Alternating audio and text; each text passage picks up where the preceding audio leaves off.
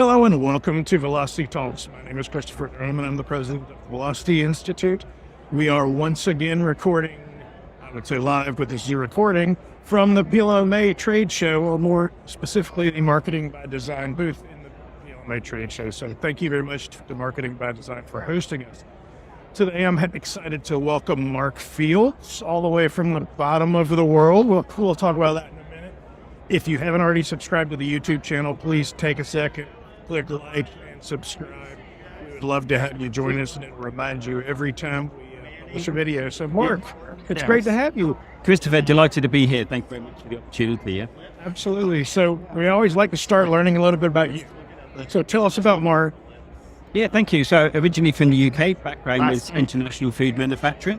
And literally one afternoon, I had a phone call that changed my life from Wesfarmers saying, would you like to bring your family to Australia? And I was lucky enough to do nearly 10 years heading the private label Coles supermarket. Okay. At a time that they were going through probably one of the biggest retail transformations in recent years. So very lucky, I guess, to have had a career that's been supplying private label into, Marks and Spencer, Sainsbury's and others. But at the same time, as a senior buyer, buying products to inspire customers and build trust. And so in Australia, it's really a two-retailer market. It is. Coles and Woolworths. It is for sure. And I think that makes it challenging at times for food manufacturers. I think at times it puts pressure on consumers. But between them, that's 65% of the market is across those two retailers. With Aldi sneaking up. Yeah, Aldi are about 10%. And we've got Costco, which is obviously a really exciting shop, and not for everybody.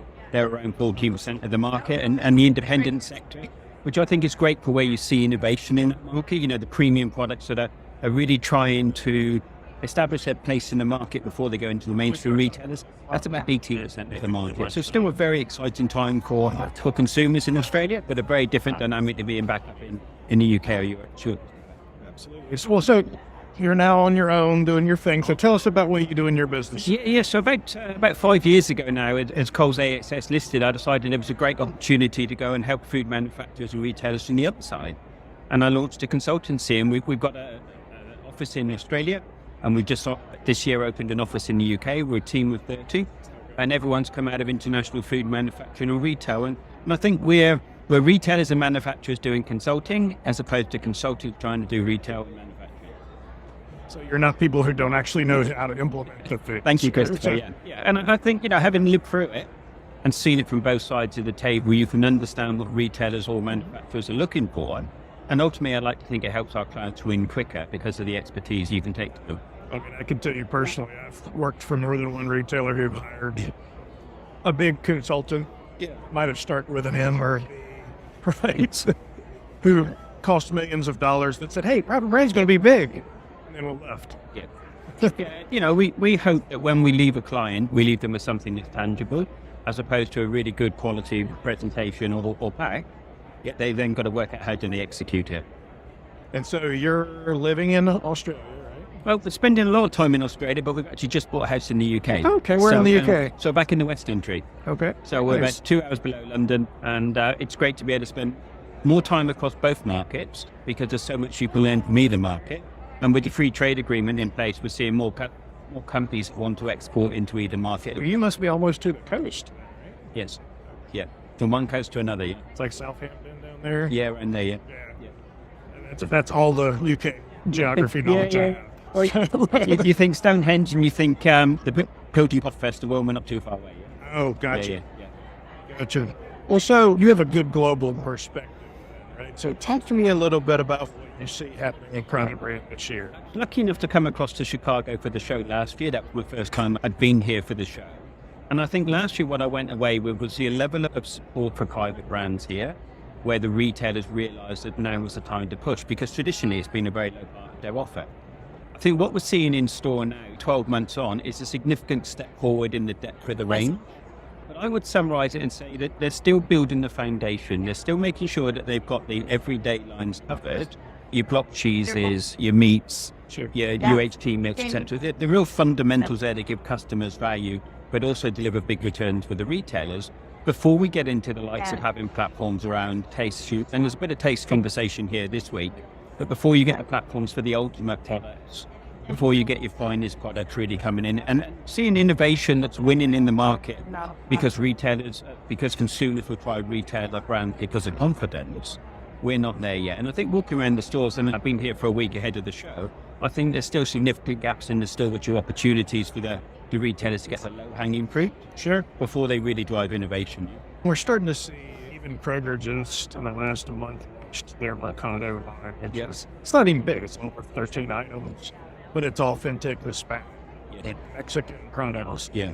Whereas traditionally, American grocery would have this kind of fake. And we're definitely seeing that in other markets. I think, there's a love for the sort of Tex-Mex cuisine. Right. But what we're looking for now is that real authentic food, because we've loved to travel. We haven't been able to travel so much.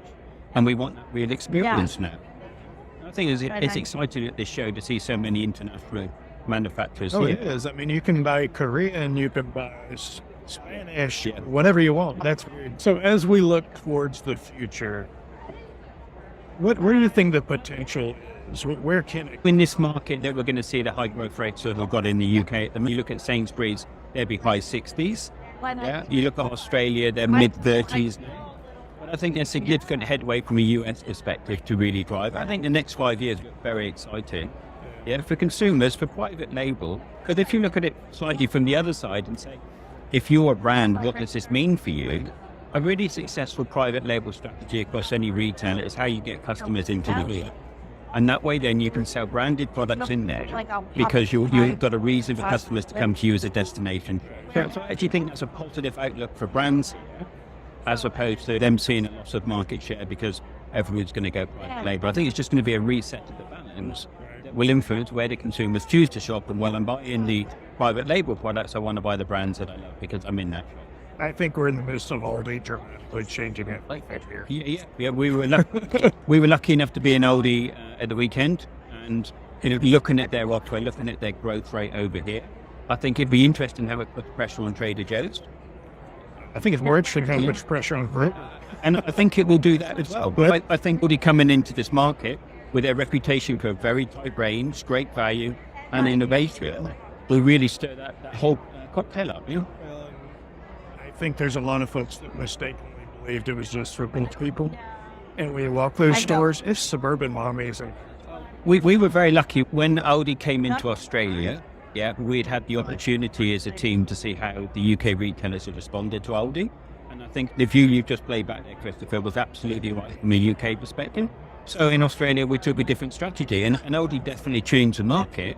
But you play a different brand strategy. You make sure you've got your value proposition, you've got your lines that match Aldi, you've got great availability, you're meeting them at least on quality, and you've got to be aware of them in the market. You can't sit back and think that's not like us. Friends in the UK will shop in Aldi now because they see it's great quality. That whole perception that it's for poor people is so old-fashioned now. we're pretty much shopping Aldi every other trip, Steiner, Publix, whatever, because there's still things they don't. They've got the self-scan now, they're doing some of the delivery, they're doing all the things where it makes sense other retailers are doing. And I think that's going to be very exciting in this market. So as you look at your business, where's your growth plan for? What do you have the core base? Yeah, so where we've just launched the UK business, I'm hoping that will enable us to do more business in that country. We've already had a team there for a couple of years, but it should make us easier to do business. But I think also looking at the journey that they're going on in the US, I'd love to do more business over here. Because it's about sharing experience and network.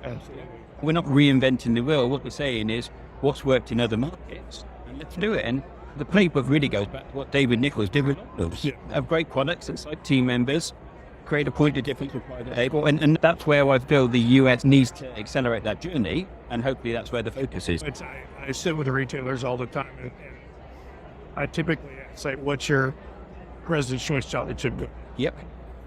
90% of the time, they can't tell me. Yep.